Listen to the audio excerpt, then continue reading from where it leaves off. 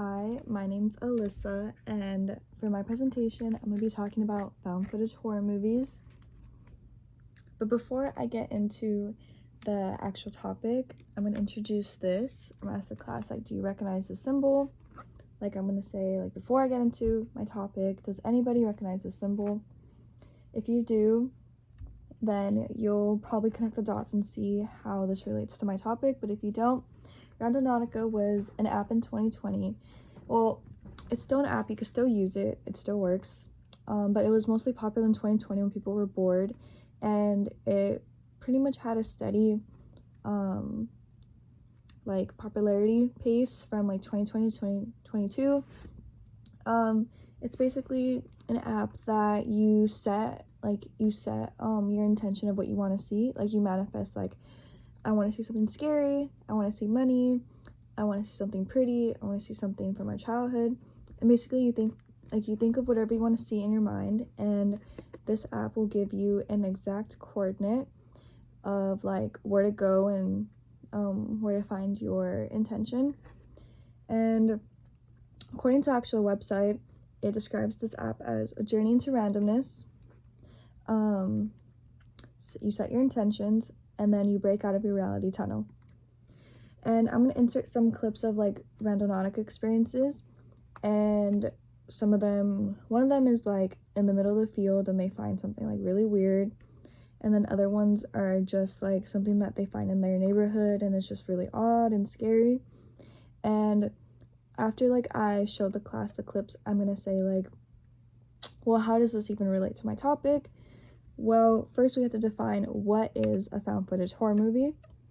And according to Matt Crawford's What is a Found Footage and Film, The Complete Guide, his definition includes stumbling upon a series of personal recordings, giving us that first-hand, raw, unfiltered experiences,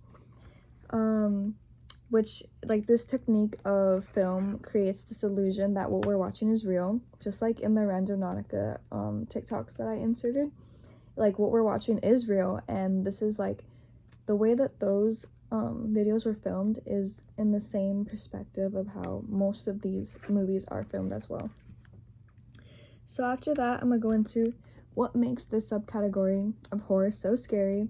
And since we're on the topic of the way that these movies are filmed, the perspective, that directly relates to why these movies are so scary. Aya T from Game Rat said that found footage movies feel more realistic and therefore are scarier, since it is easier for us as the audience to imagine ourselves in the position of the characters, because it is shot in that first person perspective. And then I'm gonna say now that we covered what is a found footage horror movie, what makes this subcategory so scary, and real life experiences that kind of tie into how these movies are filmed, I'm gonna go into some of my favorite horror movies, and my favorite found footage horror movies, and different clips of each and every one of them. Incantation is my first one, and I'm gonna go into I'm gonna try to summarize it a little bit.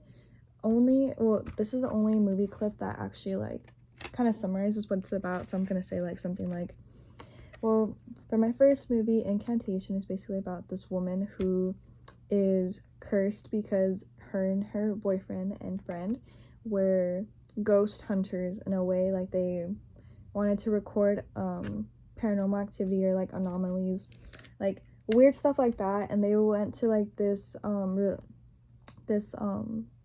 I guess you could say religious grounds, or sacred grounds, where this group of people honestly felt like a cult. They had these rituals and different basically they disturbed the rituals, and it ended up leaving her cursed and the other two dead. So I'm gonna try to give each movie a small little summary. I'm probably gonna write down something on a piece of paper so I don't say too much, or I just know exactly what to say. And then I inserted the clip, and we're gonna watch that clip. This is the only movie clip that actually has kind of a summary of the movie, so I'm not going to say too much. I'll probably just skip the summary for that one. And then my next horror movie is As Above, So Below.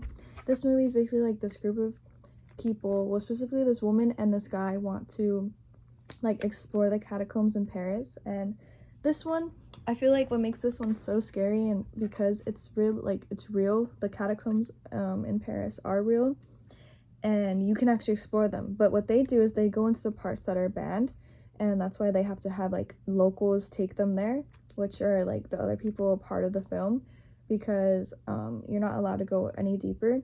So then they end up getting trapped, and basically it's like they get stuck in the gateway of hell.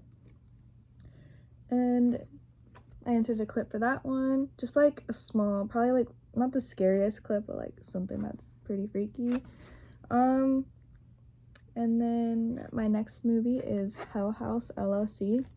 This one, I'm just gonna give like a brief summary about how like this group of people kind of like found this house, and they kind of set up, what they do is they go and like have like a, how do I say it, like a running, it's like a circus in a way, but it like for not monster houses, but like haunted houses, like when people host haunted houses, that's what they're trying to do. And I inserted like a clip of them kind of setting up one of the scenes, and they end up getting like trapped in there. It's like pretty scary. And then, why should you guys care? Well, as college students, there will be times where like our life is pretty boring. We kind of have like different pauses where we have nothing to do. So why not expand your movie taste? And then also, as college students, we are already in a new environment. So as someone that loves movies, I watch a new movie almost every day. I'm gonna go into like that, and then also talk about how like even though I love movies, I honestly have certain movies that are on rotation, like Ratatouille and Coraline. I feel like I watch those a little too much, so it's good to like get out of that rotation, and like I said in the previous point, like expand your movie taste. And then also, there is a chance as college students that we would be in life-threatening situations, and these movies are a good guide of what not to do and how not to be dumb like these people. So yeah, and then we're excited, and I'm just gonna be like, thank you for listening. I hope you guys watch one of the movies I recommended and understand this genre better. Yeah.